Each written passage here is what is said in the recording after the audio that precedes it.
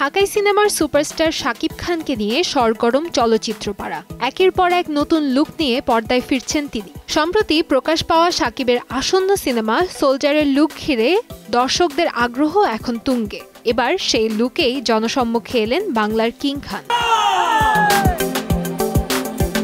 শুক্রবার সকালে একটি প্রতিষ্ঠানের নতুন আউটলেট উদ্বোধনী অনুষ্ঠানে কালো পোশাক এবং সানগ্লাসে দেখা গেছে শাকিবকে। তার আগমনের খবর ছড়িয়ে পড়তেই হাজারো দর্শক ভিড় জমায় রাজধানীর বনানীতে। প্রিয় তারকাকে এক নজর দেখার জন্য হুমড়ি খেয়ে পড়ে উৎসুক ভক্তরা। উচ্ছ্বসিত দর্শকদের দিকে হাত নেড়ে তাদের ভালোবাসার জবাব দেন শাকিব খান। শাকিব ফাহাদ পরিচালিত সোলজার নিয়ে ব্যস্ত সময় পার করছেন শাকিব। তার বিপরীতে অভিনয় করছেন তানজিন তিশা। জানা গেছে আগামী বছর মুক্তি পাবে অ্যাকশন ড্রামা ঘরানার এই সিনেমাটি। কান্তাময়ী স্নেহা, সময় সংবাদ, ঢাকা।